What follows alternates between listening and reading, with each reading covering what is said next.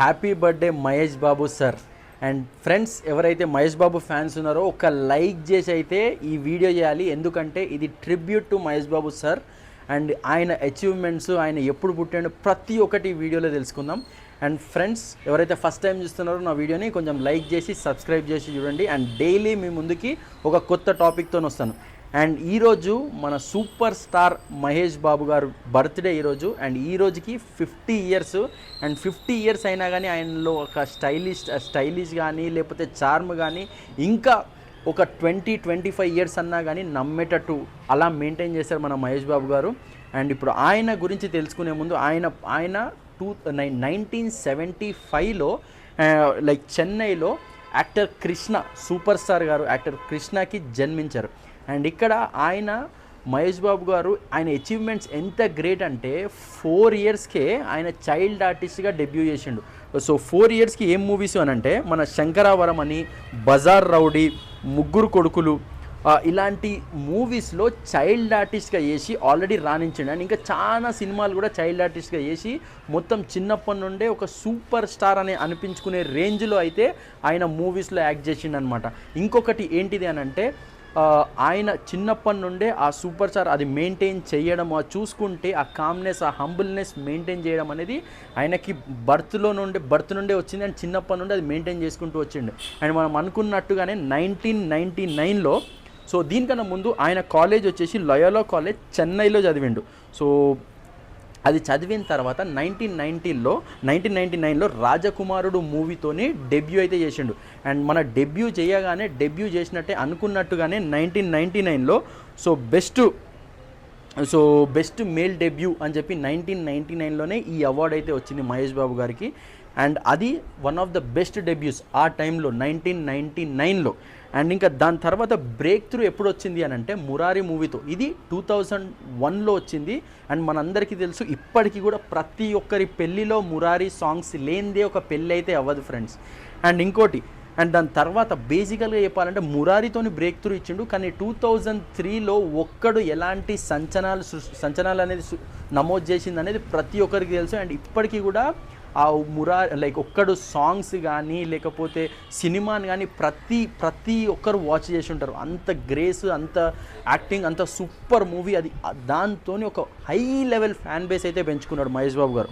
And దాని తర్వాత చూసుకుంటే మళ్ళీ నెక్స్ట్ బ్రేక్ త్రూ ఎప్పుడు వచ్చిందంటే మన త్రివిక్రమ్ గారి మూవీ 2005లో అతడు మూవీ రిలీజ్ అయింది. అది నార్మల్గా సృష్టించలేదు. అతడు మూవీలో స్టైలిష్గా యాక్టింగ్ కానీ మ్యూజిక్ కానీ, అండ్ ఇంకోటి రికార్డ్ ఏంటిదంటే మా టీవీలో ఆ మూవీ 1000 కన్నా ఎక్కువ ప్లే అయిన ఫస్ట్ మూవీ అతడు ఇప్పటి వరకు. అండ్ నేనైతే నాకు తెలిసి ఒక 20 సార్లు చూసుంటా ఆ మూవీ. అంత సూపర్ ఉంటుంది. ఆ ఇంట్రో కానీ లేకపోతే మ్యూజిక్ కానీ యాక్టింగ్ కానీ అంత సూపర్ ఉంటుంది. ఎవరైనా చూడకపోతే మళ్ళీ వెళ్ళి చూడండి. అండ్ ఆల్రెడీ ఇప్పుడు థియేటర్స్లో కూడా అతడు నడుస్తుంది, మళ్ళీ రిలీజ్ చేసిండు అనమాట. ఇంకొకటి నెక్స్ట్ మన 2006లో పూరి జగన్నాథ్ గారు ఇచ్చిన బ్రేక్ త్రూ మామూలుగా లేదు. అది పోకిరి. అప్పట్లో కొన్ని సంచలనాలు నమోదు చేసింది. అట్లా ఉండే బ్రేక్ త్రూ, ఆ ఎంట్రీ కానీ Pokiri full collections, full super hit, super star Mahesh Babu అనే రేంజ్లో ఆ మూవీ వెళ్ళిపోయింది. అండ్ ఇంకోటి దాని తర్వాత చాలా సినిమాలు, సో ఇప్పుడు చూసుకుంటే బ్లాక్ బస్టర్ సినిమాలు ఏవేవి 2011లో దూకుడు కానీ లేకపోతే బిజినెస్ మ్యాన్, శ్రీమంతుడు, భరత్ అనే నేను, ఇలాంటి చాలా మూవీస్ అనేది తీసిండు. కానీ అన్ని సూపర్ హిట్ మూవీస్ తీసిండు. కొన్ని సెట్ బ్యాక్స్ కూడా ఉన్నాయి.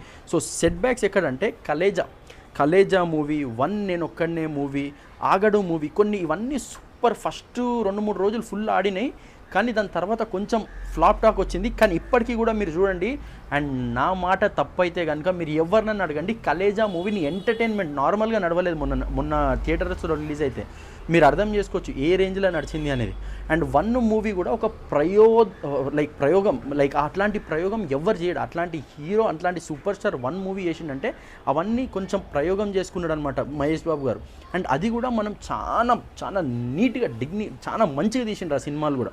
అండ్ ఇంకొకటి నెక్స్ట్ ఏంటిదంటే, ఇంకోటి తెలుసుకోవాల్సింది ఏంటంటే మహేష్ బాబు గారు అండ్ ఆయన కన్సిస్టెంట్గా మనకు అనేది మంచి మూవీస్ డెలివరీస్ చేస్తున్నారు. అండ్ బేసికల్గా చెప్పాలంటే ఆయన ఇప్పుడు ఫోర్బ్స్ ప్రకారం 2000 ఇప్పుడు ఫోర్బ్స్ ప్రకారం ఒక 50,000 ఛార్జ్ చేస్తాడు ఒక మూవీకి.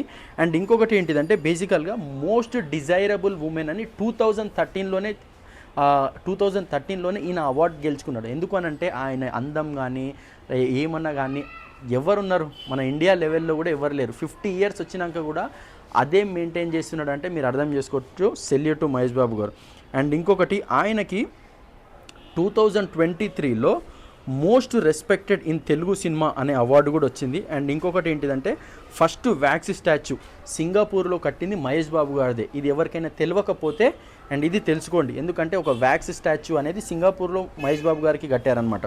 అండ్ ఇంకోటి ఈరోజు ఆయన SSMB 29 అనే రాజమౌళి గారి మూవీ ఆయన ఇండియన్ జోన్స్గా పిలువబడతారనమాట. మొత్తం మన లైక్ అమెరికన్ ఆర్టిస్టులు కానీ వాళ్ళు ఫైటర్స్తోని వాళ్ళందరితోని భారీ అంచనాలతోని ఇప్పుడైతే మనకి మూవీ అయితే షూటింగ్ నడుస్తుంది. అండ్ ఫ్రెండ్స్ నేను చెప్తున్నా, ఈరోజు ఇలాంటి రోజులు ఇట్లా మహేష్ బాబు గారు ఇలాంటి బర్త్డేలు ఎన్నో సెలబ్రేట్ చేసుకోవాలని.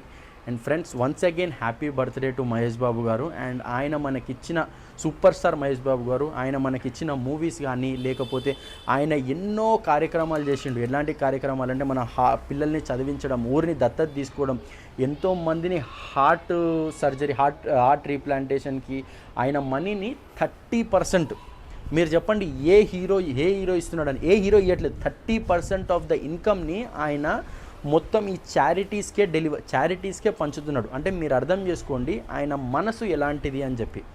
అండ్ ఫ్రెండ్స్ ఎవరైతే ఫస్ట్ టైం చూస్తున్నారో నాకు ఈ వీడియోని కొంచెం లైక్ చేయండి, సబ్స్క్రైబ్ చేయండి. అండ్ మహేష్ బాబు గారి ఫ్యాన్స్ ఎస్పెషల్లీ మీరు కమెంట్స్ ద్వారా తెలియజేయండి మీరు ఎంత మీ అభిమాన నటుని ఇష్టపడుతున్నారు. And once again many more happy returns of the day Mahesh Babu sir. And ఇట్లాంటి బర్త్డేలు మీరు ఎన్నో చేసుకోవాలని నా మనస్ఫూర్తిగా కోరుకుంటున్నాను. And thank you sir.